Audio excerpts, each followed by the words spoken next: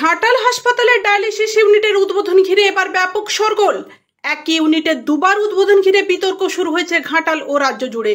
এই নিয়ে তৃণমূলের মুখপাত্র কুণাল ঘোষ নিজের ফেসবুকে দুটি ছবি পাশাপাশি দিয়ে লিখেছেন, ঘাটাল হাসপাতালে ডায়ালিসিস ইউনিটের উদ্বোধন করেছিলেন স্বয়ং মুখ্যমন্ত্রী 12ই মার্চ 2024। কর্তা ব্যক্তিরাও ছিলেন সেখানে। এরপর কদিন আগে 4 সেপ্টেম্বর 2024 সাংসদ দেব ওটাই আবার উদ্বোধন করেন। উদ্বোধক হিসেবে মুখ্যমন্ত্রীর নাম বদলে দেবের নাম আসে। মুখ্যমন্ত্রীর নাম পাঠানো হয় অনুপ্রেরণায়। এলাকার মানুষ তো অবাক। সুপারস্টার বলেই কি এত বেনজির সাহসী কাণ্ডটা করা যায়? শুধু রিলের নয়, রিয়েল হিরো। অভিনন্দন দেব।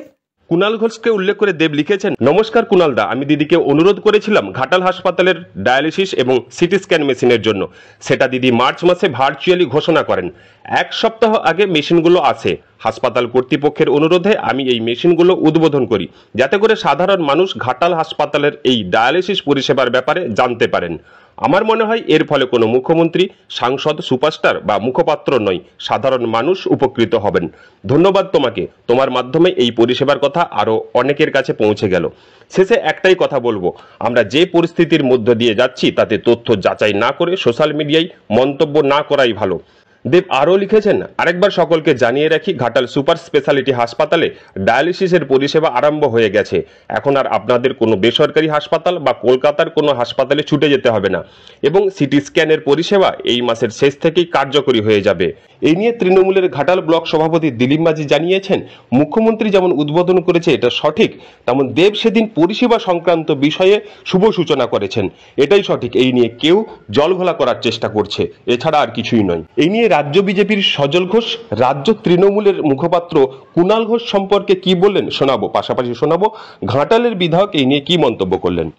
তৃণমূলের সবচেয়ে বড় অস্বস্তির নাম কুণাল ঘোষ, কিন্তু সে এমন একটা আইটেম, এমন ওল না গিলতে পারছে, না ফেলতে পারছে, না চিবোতে পারছে, না হজম করতে পারছে। এ তো প্রতিদিনই লেখে কাউকে না কাউকে কটাক্ষ করে।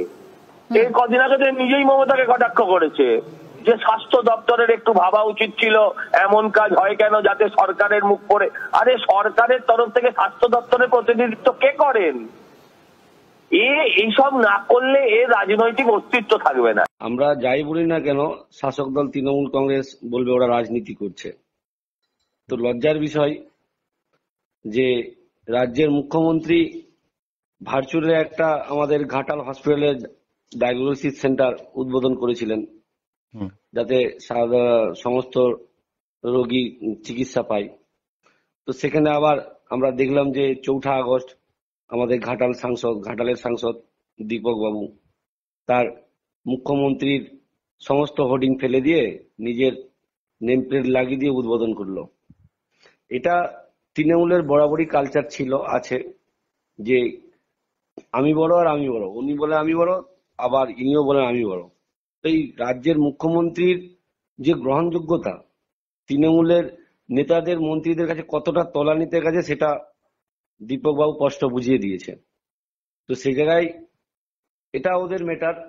ওনাদের মুখপাত্র কুণাল বাবুও সেই সমালোচনা করেছে, ওনারা ভাববেন। তবে আমরা একটা কথাই বলবো যে ঘাটাল হসপিটালে যে ডায়াগনোসিস সেন্টার তৈরি হয়েছে সেটা সমস্ত রোগী যাতে পরিষেবা পায়, সবাই যেন সুস্থ থাকে, এটাই আমরা দেখবো, এটাই আমরা বলবো।